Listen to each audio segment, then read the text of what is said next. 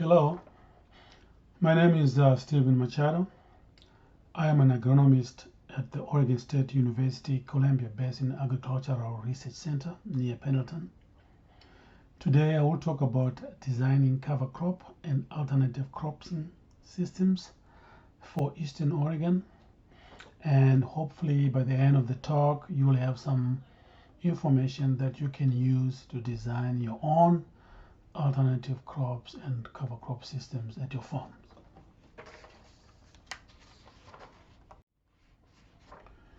In this region, winter wheat, summer fallow is the predominant cropping system. Where winter wheat is sown in the fall, matures around July of the following year.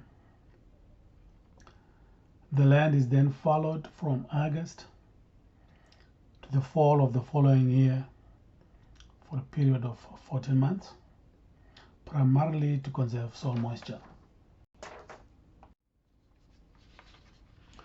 Summer fallow has some advantages. It is used primarily to store winter precipitation, to allow mineralization of nutrients such as nitrogen and sulfur, control weeds, creates a clean seedbed, particularly for those who are still doing conventional tillage, allows for timely seeding because there'll be moisture in the ground, and it's very economical where precipitation is less than 9 inches or 300 millimeters. Because of the extra moisture, extra water stored in the soil, the system produces high and reliable yields. However, by growing one crop in 2 years, the system retains insufficient residues to maintain or increase soil organic matter, and therefore likely to be unsustainable in the long run.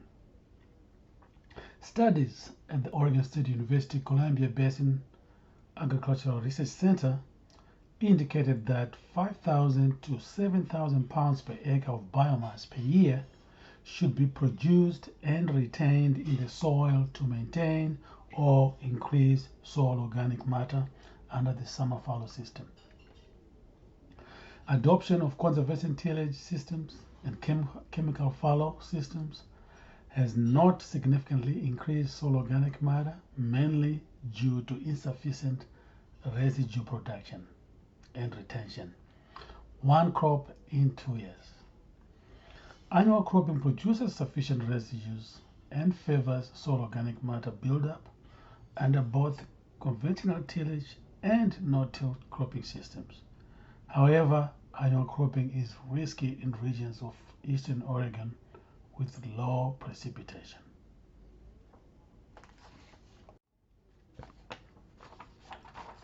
Soil organic matter is central to soil health and sustainable agricultural production. Soil organic matter increases water and nutrient holding capacity, increases soil aggregation and water infiltration, and buffers soil pH. Soil organic matter builds up when carbon inputs, that is the crop residues, exceed crop residue decomposition by microbes.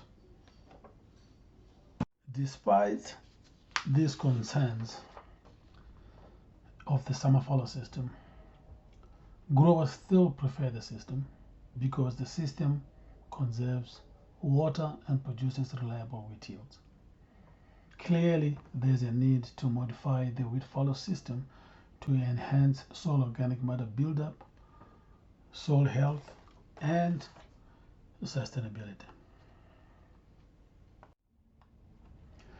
There is evidence from the Midwest, where there is summer precipitation, that diversifying and intensifying cropping systems by including alternate and cover crops, both legumes and non-legumes, could increase soil organic matter, improve soil fertility and structure, and reduce weed and disease incidences. However, growing alternative and cover crop can be very challenging in the Pacific Northwest, where about 70% of precipitation is received in the winter when the plants are not actively growing. I am going to describe our efforts to introduce alternate and cover crops in Eastern Oregon, and the main aim here is to provide you with information that may help you design your own alternate and cover crop systems in this wet country.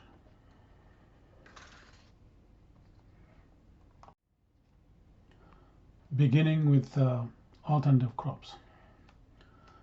There has been a lot of work on alternative crops in Eastern Oregon, and that information is available in many extension bulletins in the Pacific Northwest. However, there is a renewed effort to evaluate alternative crops in this region, particularly in the dry areas of the country, including Morrow County, Schematic County, and Gillum County, where precipitation is between 9 and 11 inches. In evaluating alternate crops for any region, you must ask yourself these questions. What is your objective in growing the alternative crop? Is it for grain? Is it to increase the nitrogen in the soil? Is it to increase organic matter? Is it for weed suppression, erosion control, or disease control? You must also ask yourself, when are you going to plant the crop? So you need to consider your rotation and see where the alternative crops will fit in without detrimental effects on the winter crop. You must also consider soil moisture conditions. Ultimately, the alternative crop must be profitable as well as beneficial to the winter crop.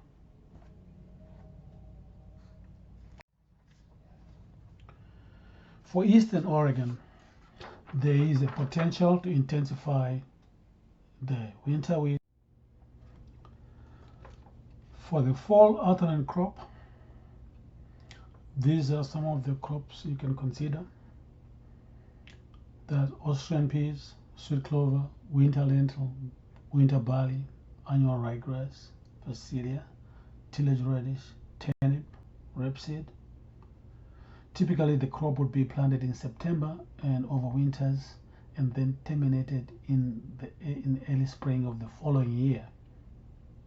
This option has the greatest potential for our region. When considering spring alternate crops, you could look at species like balanza clover, Besim clover, common veg, spring mustard, tillage radish, phacelia, buckwheat, and spring pea. Typically, the crops are planted in March and harvested in the fall. The main difficulty is seeding early when the fields are wet. Now, because you're growing one winter wheat crop in 3 years, in this winter wheat, spring alternate crop, and fallow rotation, the alternative crop must be highly profitable and must benefit and boost wheat profitability.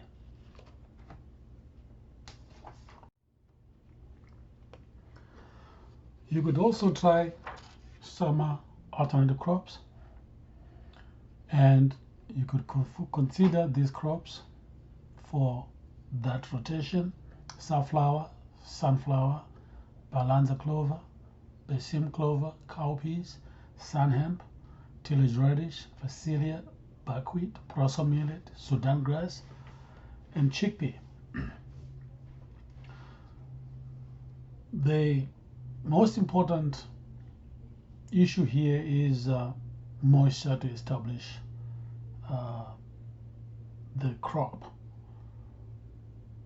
More drought-tolerant crops with deep rooting may have the potential than shallow-rooted system.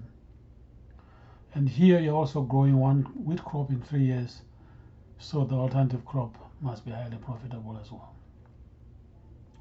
So these ones will be typically planted in May, as soon as the soil warms up, and then harvested in the fall before fallow. Similarly, we should ask the same questions when planning on growing cover crops. What is your objective? Is it for nitrogen fixation? Is it to increase soil organic matter? Is it for weed suppression, erosion control, or disease control? When should you plant that cover crop? And what is the best time to terminate it to avoid detrimental effects on the primary winter crop? Soil moisture should be considered in some of these decisions. We need to try to minimize negative effects on the primary crop, and if possible, use winter kill for termination. It's a cheap way to do it. For cover crops, we plan to use the fallow period to grow the cover crop and then terminate it before it depletes moisture for the subsequent wheat crop. We have 4 options. Option 1, summer cover crop is planted soon after the wheat harvest at the beginning of the fallow year. Then we have on option 2, we have another summer cover crop which can be planted at the beginning of summer in the following year during the last month of the fallow. That is this one here. Fall cover crop planted in the fall following wheat harvest, and option 4 be the spring cover crop planted in the spring of the fallow year. Now let's look at option 1. The summer cover crop is planted soon after wheat harvest and expected to winter kill, leaving a dead mulch in the following spring and summer, and wheat planted in the fall. And here are some of the crops to consider: crimson clover, balsam clover, cowpeas, pigeon peas, sun hemp, tillage radish, phacelia, buckwheat, sesame, teff, proso millet, Sudan grass, sorghum. Most of these will winter kill and thus will save us money for termination of cover crops. The main concern here is it might be difficult to establish a summer crop in dry soil following wheat harvest. Option 2, the field is kept fallow and left in stubble over winter, and the summer cover crop planted in May of the following year, and wheat planted in September or October of that fall. Depending on the condition of the cover crop, wheat can be planted into the cover crop with the expectation that the summer cover crop will winter kill, or the summer cover crop can be terminated before seeding the wheat. And here are some of the crops you can consider: balanza clover, balsam clover, cowpeas, lab, sun hemp, tillage radish, phacelia, buckwheat, teff, proso millet, foxtail millet, and Sudan grass. The major concern here is that the summer crop may deplete moisture for the following winter crop.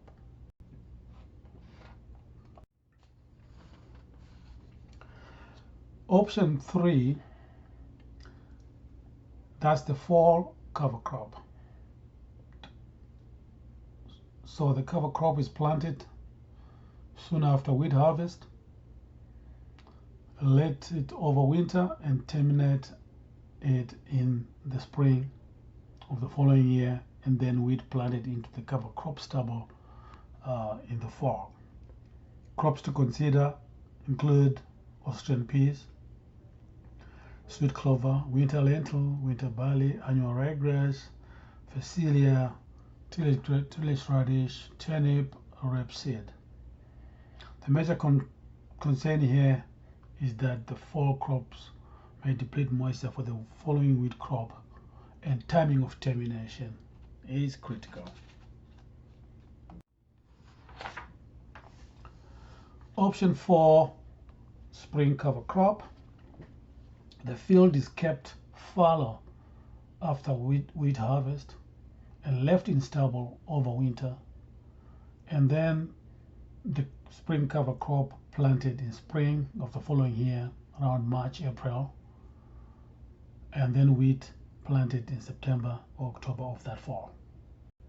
The spring cover crop should be terminated before bloom or before they deplete moisture for the wheat.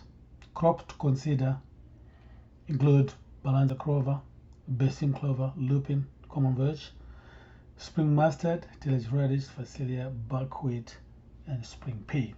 Again, the major concern here is that the spring crop may deplete moisture for the following wheat crop. So again, timing of termination is really crucial.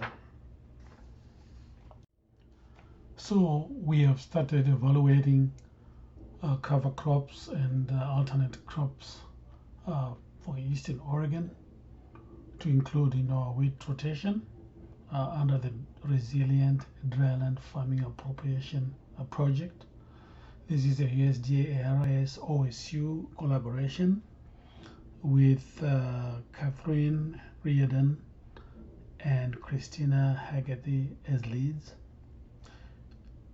All USDA ARS and OSU scientists at CBAC are involved in these experiments, and we are evaluating these systems and items which we consider high precipitation region, and in the starvation farm in Morrow at Chris Rauch's farm, and we consider that as a low precipitation zone. So we want to thank Chris for allowing us to use his land for this project. We are also working